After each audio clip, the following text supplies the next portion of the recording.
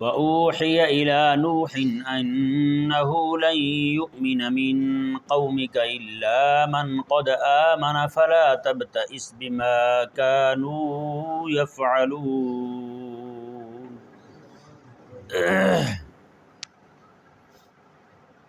950 سالہ جد و جہد کے بعد خلاق کائنات نے حضرت سیدنا نوح علیہ نبینا و علیہ الصلاۃ والسلام کی طرف وحی فرمائی، کہ وَأُوحِيَ إِلَى نُوحٍ، اور نوح کی طرف وحی کی گئی، أَنَّهُ لَن يُؤْمِنَ مِن قَوْمِكَ إِلَّا مَن قَدْ آمَنَ، کہ آپ کی قوم میں سے اب کوئی بھی بندہ ایمان نہیں لائے گا، إِلَّا مَن قَدْ آمَن، سوائے ان کے جو ایمان لا چکے۔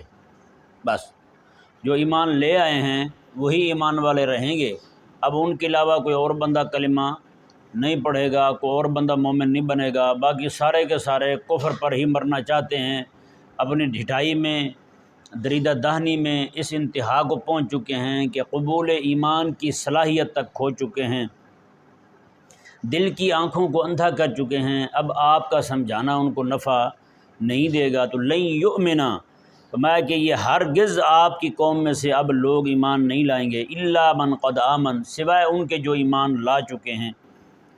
اللہ تعالیٰ نے فرمایا فلا تبتئس بما كانوا يفعلون، تو آپ جو کچھ یہ کر رہے ہیں نا اس پر آپ غمگین نہ ہوں، آپ غمگین نہ ہوں، یہ کفر میں اپنی ڈھٹائی میں حد سے بڑھے ہوئے ہیں، تو آپ جو ہے ان پر پریشان نہ ہوں، آپ غمگین نہ ہوں۔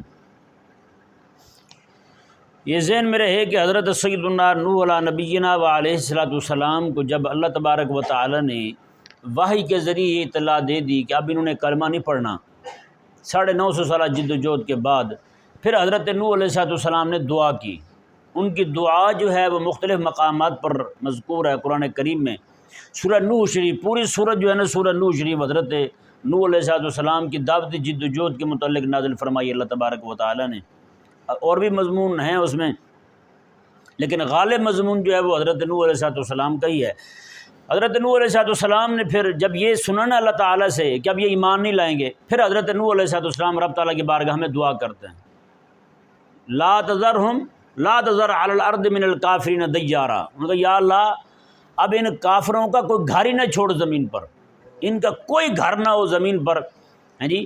اور عرض کی اللہ تبارک و تعالیٰ کی بارگاہ میں ولا یلد الکافرین الا فاجرا کفارا، کہ مولا ان میں سے کوئی ایک بھی کافر نہ چھوڑ، وگرنہ یہ جتنے رہیں گے انہوں نے اور کافر جنم دینے ہیں، اور کافر ان میں سے جنم لیں گے تو وہ بھی اسی طرح کافر ہی ہوں گے، اور جو ان سے بچے پیدا ہوں گے وہ بھی کافر ہی ہوں گے، تو مولا ان میں سے کوئی ایک بھی ایسا نہ چھوڑ جو بچے جننے والا ہو، ہاں جی، بانج بھی سارے کے سارے جائیں، ایک بھی بندہ نہ ہو اس کا کہیں یہ نہ ہو کہ اور کافر جنم دے۔ اللہ اکبر، یہ حضرت نوح علیہ الصلوۃ والسلام کی دعا ہے، اور کس قدر جلالی دعا کی حضرت نوح علیہ الصلوۃ والسلام نے۔ اور یہاں سے ایک بات یہ بھی ثابت ہوتی ہے حضرت نوح علیہ الصلوۃ والسلام کی دعوت جد و جہد سے کہ 950 سال تبلیغ کی، تبلیغ کرنے کے بعد جب رب تعالیٰ نے فرمایا کہ انہوں نے اب سیدھے راستے پہ نہیں آنا، انہوں نے ایمان نہیں لانا، تب جا کے حضرت نوح علیہ الصلوۃ والسلام دعا کر رہے ہیں، تب حضرت نوح علیہ الصلوۃ والسلام دعا کر رہے ہیں کہ مولا اب ان کو ختم کر دے، اب ان کا استیصالی عذاب، استیصالی جو ان کو جڑ سے اکھیڑ دے، ان کی جڑ ہی ختم کر دے، نسل ختم کر دے ان کی۔ اب ولا یلد الکافرین الا فاجرا کفارا، کوئی ایک بھی بندہ نہ رہے کہیں یہ نہ ہو کہ مزید کافر دنیا میں آ جائیں۔ یعنی یہ دعا کب کر رہے ہیں؟ 950 سال بعد، جب اللہ تعالیٰ کی طرف سے یہ اطلاع آ جاتی ہے اب انہوں نے کلمہ نہیں پڑھنا۔ نوح علیہ السلام کا حوصلہ دیکھیں، ان کا عزم دیکھیں، اولو العزمی دیکھیں، ان کی ہمت دیکھیں، جی ان کی استقامت دیکھیں کہ 950 سال بعد جا کے کہ وہ بھی اللہ نے بیان کیا، اللہ نے فرمایا کہ انہوں نے سیدھے راستے پہ نہیں آنا، تب نوح علیہ السلام ان کے لیے دعا کر رہے ہیں مولا یہ تباہ ہو جائیں، ایک بھی نہ بچے ان میں سے۔ میں اور آپ، ہماری جو دعوتی جد و جہد ہے وہ کتنی ہے، اس میں کتنی استقامت ہے؟ ہم تو کسی کو ایک بار نماز کا کہہ دیں وہ نہ پڑھنے آئے تو دوبارہ زندگی ساری اس کو بلاتے تک نہیں، ہم تو، ہمارا تو یہ حال ہے، ہماری دعوت کا، ہماری جو ہے نا وہ لوگوں کے لیے رشد اور ہدایت کا یہ حال ہے۔ ایک بار کسی کو کہہ دیں یار مسجد قریب پڑتی ہے آپ کے، تو مسجد میں آیا کریں آپ، وہ نہ آئے تو پھر نہیں کہیں گے، 2 بار کہہ دیں گے، 3 بار کہہ دیں گے، پھر زندگی ساری کبھی اس کو نہیں کہیں گے، یار اس کو کہا تھا 2-3 بار کہا تھا وہ تو مانتا ہی کوئی نہیں۔ تو بتائیں نا نوح علیہ السلام نے کتنی بار کہا ہوگا 950 سال میں۔ روزانہ جو زخمی ہو کے آ رہے ہیں روزانہ ہی تو کہتے ہوں گے، روزانہ وہ زخمی کر کے بھیجتے ہیں آپ کو، روزانہ آپ کے جسم سے خون بہ رہا ہوتا ہے۔ 950 سال، 950 سال بعد جا کے جب اللہ تعالیٰ نے فرمایا کہ انہوں نے نہیں سدھرنا، تب جا کے دعا کرنا یا اللہ ان کا بیڑا کر دے۔ اور ہم دعوتی جد و جہد صفر ہے، بالکل ہمارا کام زمینی طور پر صفر ہے۔ کسی کو جا کے ہم دعوت نہیں دیتے یار تم سیدھے راستے پہ آ جاؤ، تم غلبہ دین کے لیے کوشش کر لو، تم غلبہ دین کے لیے کام کر لو، وہ محنت کر لو اپنے آپ کو۔ اللہ تعالیٰ نے آپ کو جسم دیا ہے، جان دی ہے، اللہ تعالیٰ نے عافیت دی ہے، اللہ تعالیٰ نے صحت دی ہے، جی تندرستی دی ہے اللہ تبارک و تعالیٰ نے، وہ اس کو ذرا کو تھوڑا سا دین کی راہ میں بھی خرچ کر لو، کسی کو نہیں کہا ہم نے۔ کتنے سارے مسلمان ہیں، بڑے بڑی مساجد ہیں، مراکز اسلامیہ موجود ہیں، ساتھ ان کے جناب ہندوؤں کے مندر ہیں، کبھی کسی ہندو کو جا کے دعوت نہیں دی ہم نے۔ جی ہمارے گھر مسلمانوں کے موجود ہیں، ساتھ عیسائیوں کی چرچ ہے، کبھی جا کے عیسائی کو ہم نے، نصرانی کو دعوت نہیں دی ہم نے، اسلام قبول کر لو یار، کبھی دعوت نہیں دی ہم نے۔ اور باقیوں کو چھوڑیں جو ہماری گلی کے باہر جب کوڑا اٹھانے آتے ہیں نصرانی، ان کو کبھی ہم نے دعوت نہیں دی ہوگی۔ کتنے لوگ ہیں ہم میں سے جس نے کہا ہوا یار اس کو پیار کے ساتھ کو 2-4 بال اس کو پانی پلا دیا، ٹھنڈی چیز کچھ ہے کھلا دی، بعد میں ایسے ایسے اس کو اپنے سے متاثر کر کے کہا یار مسلمان ہو جاؤ یار، اتنے عرصے سے آپ ہم میں رہ رہے ہو، کبھی ہم نے تکلیف دی ہے تمہیں، کوئی اذیت دی ہو یار، تو مسلمان ہو جاؤ، کلمہ پڑھ لو تم۔ وہ کوئی اشکال وارد کرتا ہے جی ہمیں تو آپ کے دین پر یہ اعتراض ہے، تو آپ اس کو پکڑ کے کسی عالم کے پاس لے جائیں، آ جائے جی ہم اس کے پاس چلتے ہیں۔ وہاں بھی اگر وہ اشکالات وارد کرتا ہے تو پھر کہو جی ٹھیک ہے آپ اپنے پادری کو لے آئیں، ہم اپنے عالم کو لے آتے ہیں، دونوں کو سامنے بٹھا دیتے ہیں۔ ہاں جی حق کا حق ہو جائے گا، باطل کا باطل ہو جائے گا، پانی پانی ہو جائے گا، دودھ دودھ ہو جائے گا۔ کبھی دعوت نہیں دی ہم نے۔ بھئی مسلمان آیا کیوں ہے؟ مسلمان کے دنیا میں آنے کا مقصد کیا ہے؟ اگر آج ہم کہتے ہیں نا کہ علماء جو ہیں یہ انبیاء کے وارث ہیں، تو وراثت کس چیز میں پائی ہے انہوں نے؟ اور وراثت صرف علم میں، مطلب یہ ہے کہ علم کا تو تقاضا ہے دعوت دینا۔ بھائی اللہ تعالیٰ نے نوح علیہ السلام کو علم دیا تو دعوت شروع کر دی انہوں نے، تو علم کا تقاضا امر بالمعروف نہی عن المنکر کرنا ہے، لوگوں کو نیکی کا حکم دینا اور برائی سے منع کرنا ہے۔ اور پوری دنیا میں سب سے بڑی برائی جو ہے وہ اللہ تعالیٰ کا انکار ہے۔ پوری دنیا میں سب سے بڑی برائی اللہ تبارک و تعالیٰ کے ساتھ شریک ٹھہرانا ہے، شرک کرنا ہے۔ بتائیں، تو پھر ہم نے جب دعوت نہیں دی کسی کو، علم نہیں پایا ہم نے، جب علم نہیں پایا تو علم کا تقاضا تھا دعوت دینا، علم تقاضا کرتا ہے امر بالمعروف کا اور نہی عن المنکر کا، تو ہم تو سارا کچھ چھوڑ بیٹھے ہیں۔ تو حضرت نوح علیہ السلام کا یہ قصہ بیان کرنے کا مقصد کیا ہے؟ یہ جو اللہ تبارک و تعالیٰ نے فرمایا میں کہ للبث فیہم، فرمایا کہ ان میں وہ رہے حضرت نوح علیہ السلام، فرمایا کہ الا 50 سوائے 50 سال کے، یعنی 1000 سال پورا رہے ان میں، سوائے 50 کے، یعنی 950 سال آپ نے تبلیغ کی، 950 سال بعد سمجھانے کے بعد جا کے اللہ تبارک و تعالیٰ نے فرمایا کہ اب یہ ایمان نہیں لائیں گے۔ تب نوح علیہ السلام دعا کے لیے ہاتھ اٹھا رہے ہیں، مولا ان کو تباہ کر دے، ہم نے تو پہلے ہی بد دعائیں شروع کر دی۔ اور کل ایک بندے نے مجھے کلام بھیجا، نعت خان تھا، وہ پڑھ رہا تھا، کہتا جی ہزاروں کوششیں کر لی زمانے نے مجھے جھکانے کی۔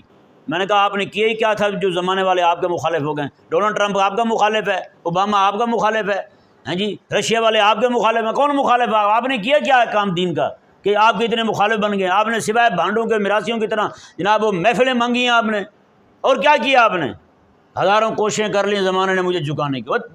ہے کیا بلا تو کہ تجھے لوگ جھکانے پہ لگے ہوئے ہیں؟ تو ہے کو وقت صلاح الدین ایوبی کہ پوری دنیا کی کافروں کی فوجیں تیرے پیچھے چڑھی ہوئی ہیں؟ ہے تو نور الدین زنگی کے کافر جو ہیں وہ پیچھے تیرے کھڑے ہوئے ہیں؟ عجیب نظام ہے بھائی۔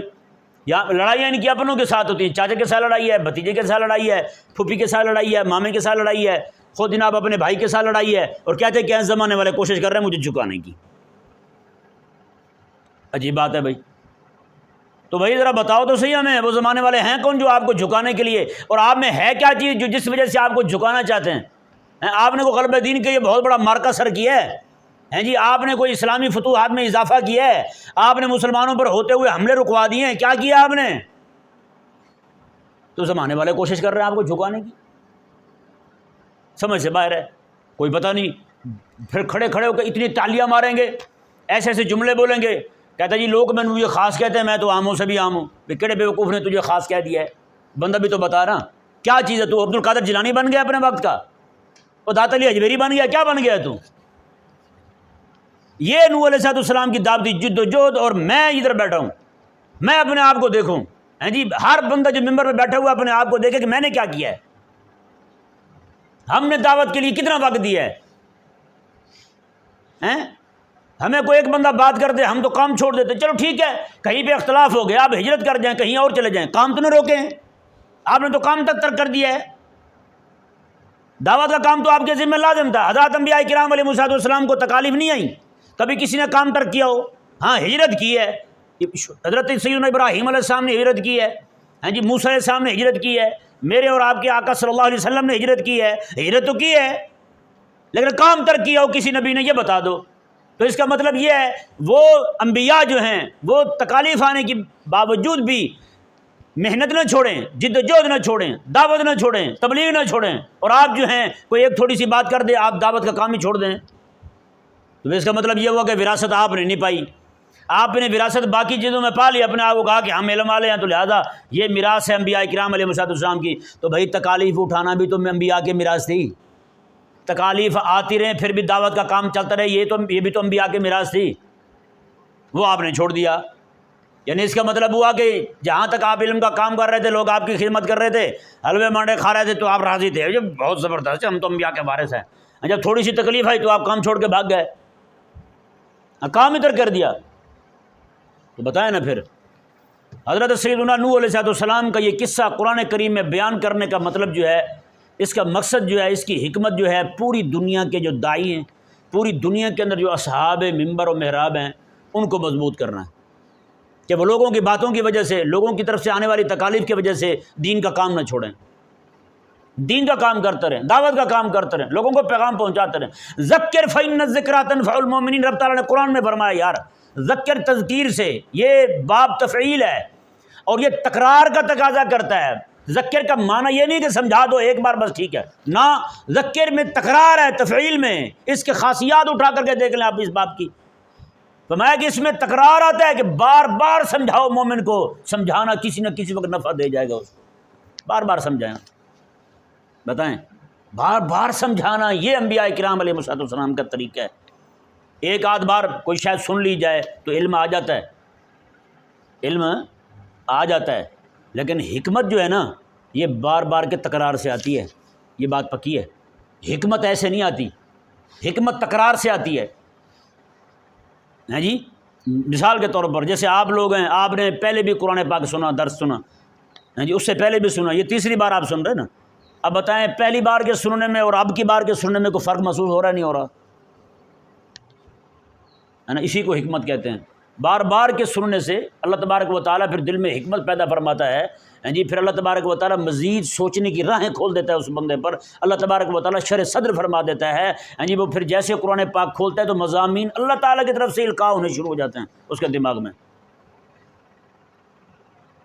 مجھے حیرانی ہوتی ہے جب میرے درس سننے والے احباب جو ہیں وہ مجھے بتا رہے ہوتے ہیں کہ حضرت اس آیت سے تو یہ بات بھی نکلتی تھی، قسم خدا کی بڑی خوشی ہوتی ہے اس وقت کہ اللہ تبارک و تعالیٰ جو ہے وہ اتنا فضل فرماتا ہے۔ یہ قرآن پاک کی نوکری کی برکت ہے، سچی بات ہے۔ جو بندہ مستقل قرآن پاک سن رہا ہے اللہ تبارک و تعالیٰ اس کا شرح صدر فرما دیتا ہے۔ بہت سارے احباب ہیں میرے گاہے بگاہے مجھے بتاتے رہتے ہیں کہ حضرت آپ جب بات کر رہے تھے نا ہمارے ذہن میں یہ آیا تھا کہ آپ آگے یہ بات کریں گے، جب وہ بات جہاں تک میرا ذہن نہیں گیا ہوتا ان کا ذہن پہنچتا بڑی خوشی ہوتی، بہت زیادہ خوشی، اس سے بڑھ کر خوشی، میں سچی بات ہے۔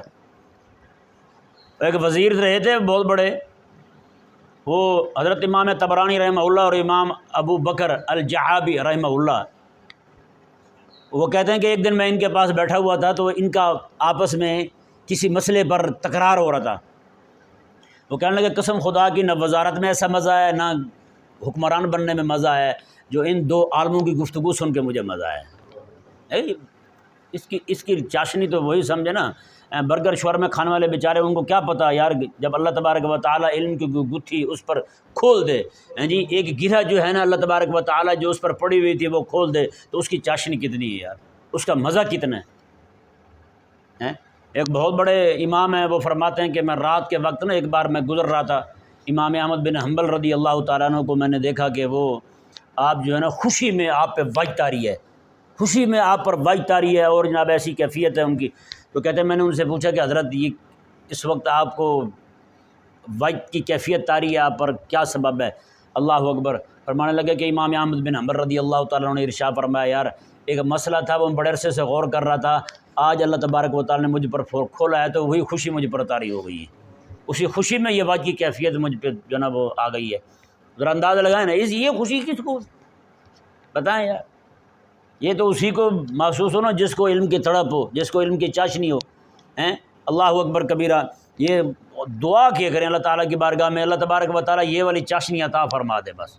ہاں، یہ والا لطف جس کو مل گیا نا، سمجھیں کہ بس۔ ایک امام تھے بہت بڑے، تو انہوں نے شادی کی، روزانہ ان کی گھر والی جو ہیں ان کے پاس آ کے بیٹھی رہیں، وہ کتابوں سے منہ نہ اٹھائیں، کتابیں پڑھتے رہیں، روز آ کے بیٹھ، کئی مہینے گزر گئے۔ ایک دن وہ مائی صاحبہ غصے میں کہنے لگی ان کتابوں سے تو اچھا ہے کہ میری اور سوکن ہوتی، چلو ایک دن اس کی طرف دیکھتے، ایک دن میری طرف دیکھ لیتے، یہ کتابیں تو ایسی میری سوکنوں سے بھی بڑھ کر ہیں میرے لیے کہ آپ ان کی طرف ہی دیکھتے رہتے ہیں، میری طرف تو آپ دیکھتے کیوں نہیں؟ اللہ اکبر کبیرہ۔ تو یہ اللہ تبارک و تعالیٰ جس کو علم کی چاشنی عطا فرما دے۔ حضرت امام مسلم رضی اللہ تعالیٰ عنہ کی وفات پتہ کیسے ہوتی ہے؟ امام مسلم رضی اللہ تعالیٰ عنہ بہت بڑے امام ہیں، امام بخاری کے بعد جن کا درجہ وہ امام مسلم ہے۔ امام مسلم رحمہ اللہ جو ہے، آپ کی وفات کیسے ہوتی ہے؟ کھجوروں کا ٹوکڑا پڑا ہوتا ہے پاس، آپ کتاب پڑھ رہے ہیں، کتاب پڑھنے میں، حدیث پڑھنے میں اتنے منہمک ہیں کہ ایک ہاتھ کھجوروں کی طرف ہے اور آنکھ آپ کی مطالعے کی طرف ہے، کھجوریں کھائے جا رہے ہیں، اتنی کھا بیٹھے کہ اسی سے وفات ہو گئی، پتہ ہی نہیں چلا۔ شاہ عبدالعزیز محدث دہلوی رحمہ اللہ کے ابا جان شاہ ولی اللہ محدث دہلوی، ان کے بیٹے جو ہے نا گھر میں بیٹھے ہو، شاہ ولی اللہ کے بیٹے رات میں مطالعہ کر رہے ہیں تو کہتے ہیں اماں پانی تو دے دیں۔ شاہ ولی اللہ رونے لگے۔ گھر والی نے پوچھا حضرت کیا ہوا ہے؟ میں کہا آج ولی اللہ کے گھر سے مطالعے کا شوق ختم ہو گیا۔ انہوں نے کہا کیوں، کیا ہوا؟ انہوں نے کہا کہ مطالعے کا شوق ہوتا تو میرے بیٹے کو دوران مطالعہ پانی کا احساس ہوتا، پیاس کا احساس ہوتا کہ پانی پینے میں نے پانی طلب کر لیا اس نے مطالعہ کرتے ہوئے۔ مطالعہ تو بندہ کرے تو پوری دنیا بھول جاتا ہے، اس کو پانی کیسے یاد آ گیا مطالعہ کرتے ہوئے؟ اللہ اکبر۔ کہا کہ حضرت ناراض نہ ہوں، میں نے بھی تربیت کی اپنے بچے کی، آپ ذرا دیکھ لیں۔ مائی صاحبہ اٹھی، پانی کی جگہ تیل اٹھایا، پاس رکھ دیا بچے نے پورا تیل جو ہے نا پانی کی طرح 3 گھونٹ میں پی لیا۔ گھر والی کہنے لگی ہاں بتائیں، مطالعے کا شوق ختم ہو گیا۔ اگر اس کو احساس ہوتا نا یہ پانی نہیں ہے تو اس نے فوراً بول پڑنا تھا۔ مطالعے کا شوق اتنا اس پر طاری ہے کہ اس کو پتہ تک نہیں چلا کہ کیا بنا ہے میرے ساتھ، پانی کی جگہ تیل پی گیا بچہ۔ بتایا نا یار، ایک ماں کو کیسے، یہ بات بڑی قابل غور ہے۔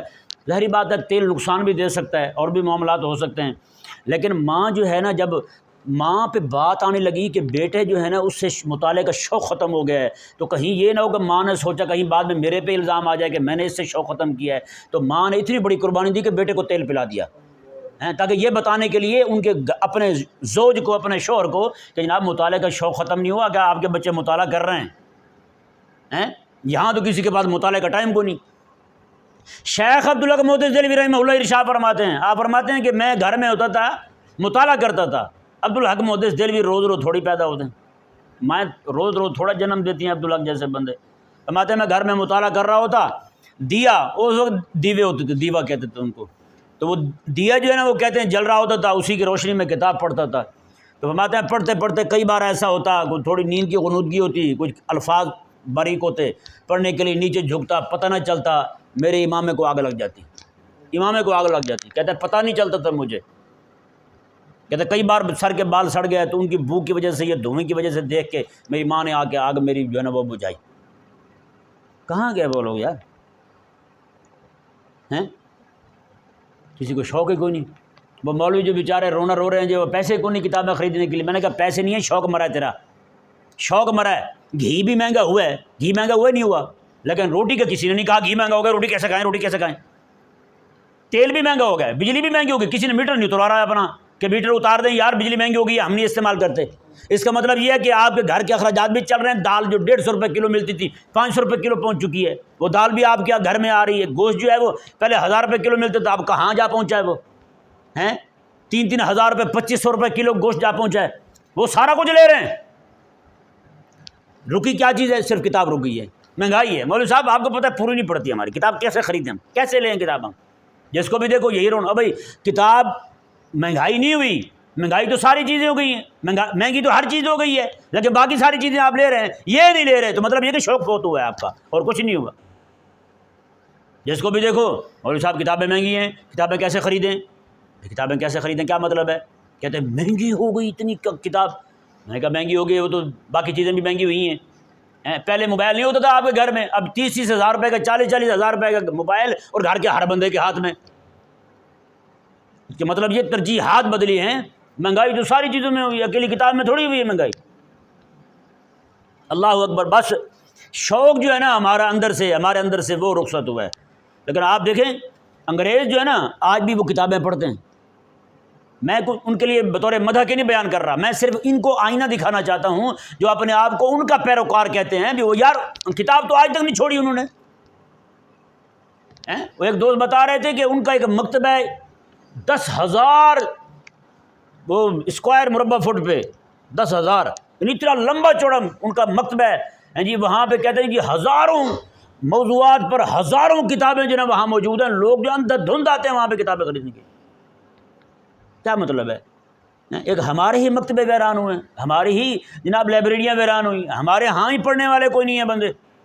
ہمارے گاؤں کے قریب بالکل 3 سے 4 کلومیٹر کا فاصلہ ہوگا، ایشیا کی سب سے بڑی لائبریری ہے، ایشیا کی سب سے بڑی لائبریری سردار پور جھنڈیر میں، بہت بڑی لائبریری ہے، لاکھوں کی تعداد میں کتابیں، لاکھوں کی تعداد میں رسائل ہیں۔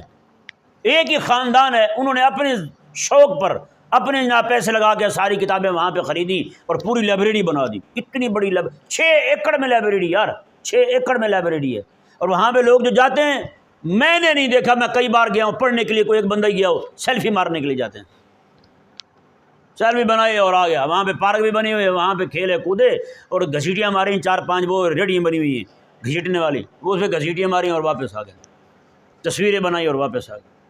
جبکہ مسجد اقصیٰ کا امام جو نا وہاں پہ آئے تھے مطالعہ کرنے کے لیے، مسجد اقصیٰ کا امام وہاں، اور باقی ائمہ بڑے بڑے دنیا کے لوگ جو نا وہ وہاں آتے ہیں، باہر کے لوگ آ کر وہاں رہتے ہیں، کئی دنوں تک تحقیق کر کے وہاں سے جاتے ہیں، اور ہمارے اپنے جو ہیں وہ جا کے وہی چلا کے نیچے اندھیرا وہی صاحب ہے۔ ایک بندہ بھی پڑھنے والا میں نے نہیں دیکھا۔ حساب لگائیں، یہ نہیں کہ اچھا چلو مہنگائی ہو گئی ہے تو لائبریریاں تو کھلی ہوئی ہیں، وہاں ہم لے کے پڑھ لیں کتاب، وہاں بھی نہیں جاتے مرتے۔ مہنگائی ہو گئی ہے نا، وہاں چلے جائیں، کتب خانے میں چلے جائیں، وہاں جا کے پڑھ لیں۔ باقی ہر چیز دکھائی دیتی ہے، فلاں چیز کہاں سے اچھی ملتی ہے، فلاں چیز کہاں سے اچھی ملتی ہے، لیکن دین کہاں سے ملتا ہے یہ نہیں دکھائی دیتا ہمیں۔ تو مطلب یہ نہیں کہ مہنگائی ہو گئی ہے، مطلب صرف شوق فوت ہوا ہے، شوق مر گیا ہے۔ یہ شوق لگ جائے تو پھر سے کام بن جائے گا ہمارا۔ تو علم کا تقاضا کیا ہے؟ علم کا تقاضا دعوت دینا ہے۔ علم کا تقاضا کیا ہے؟ دعوت دینا ہے۔ علم کا تقاضا امر بالمعروف نہی عن المنکر کرنا ہے جی۔ تو یہ تو بھئی علم نے تقاضا کرنا ہے، جہاں علم آئے گا وہاں کہے گا بھی بول۔ علم خاموش نہیں بیٹھنے دیتا بندے کو۔ علم جو ہے نا وہ بندے کو یہ نہیں کہتا کہ جناب ٹھیک ہے بیٹھ رہے تو کچھ نہیں ہوتا، نہ کبھی بھی نہیں۔ اللہ تبارک و تعالیٰ نے علم دیا موسیٰ علیہ السلام کو، ہاتھ میں ڈنڈا پکڑا، فرعون کا دروازہ کھٹکایا نہیں کھٹکایا؟ علم تو بھائی ڈرنے نہیں دیتا کسی کو، علم تو لے جاتا ہے بڑے بڑے درباروں میں، بڑے بڑی حکومتوں سے ٹکرا دیتا ہے۔ علم تو جناب مزاحمت چاہتا ہے، علم تو لے جاتا ہے آپ کو ایک جگہ پر۔ حضرت ابراہیم علیہ السلام کو دیکھیں، اکیلے بندے، علم ڈر ختم کر دیتا ہے، علم کسی کا روب نہیں آنے دیتا پاس۔ حضرت سیدنا ابراہیم علیہ السلام اکیلے، اللہ نے علم کیا دیا ان کو، فوراً جناب نمرود کے سامنے کھڑے ہو گئے، ہاں بھائی بتا، ان کے بتوں کو توڑنا شروع کر دیا۔ علم آیا تھا نا۔ علم برائی کو برداشت نہیں کرتا، علم نیکی چاہتا ہے، علم نیکی کا غلبہ چاہتا ہے، علم چاہتا ہے کہ گناہ جو ہے اللہ تعالیٰ کی نافرمانی جو ہے، کفر ہے، شرک ہے، سارا کا سارا مقہور ہو جائے، محو ہو جائے پوری دنیا سے۔ علم کا تو تقاضا ہے بھائی۔ میرے آقا علیہ السلام کو رب تعالیٰ نے علم دیا ہے جی، پھر کس طرح کر کے آقا علیہ السلام مکے کے کافروں کے سامنے کھڑے ہوئے ہیں، کتنی تکالیف اٹھائی ہیں۔ علم جو ہے یہ عزم دیتا ہے، علم حوصلہ دیتا ہے، علم ہمت دیتا ہے، علم جو ہے یہ مزاحمت دیتا ہے، علم جو ہے کوئی بھی شے پاس نہ رہے پھر بھی لڑنے کی ہمت دیتا ہے۔ بتائیں، لیکن ہم نے کیا کیا ہے؟ ہم نے علم سے ہی دامن بچا لیا اپنا، نہ علم ہوگا نہ اس کے تقاضے پورے کریں گے ہم۔ کوئی بیچارے پڑھ بھی رہے ہیں، تھوڑا بہت ان کی ترجیحات غلط ہیں۔ جب ترجیحات غلط ہوں گی تو سمجھو کہ اس نے علم پر عمل نہیں کیا، علم پر عمل ہی نہیں کیا اس نے۔ اللہ تبارک و تعالی ہم سب کو سمجھنے کی توفیق عطا فرمائے۔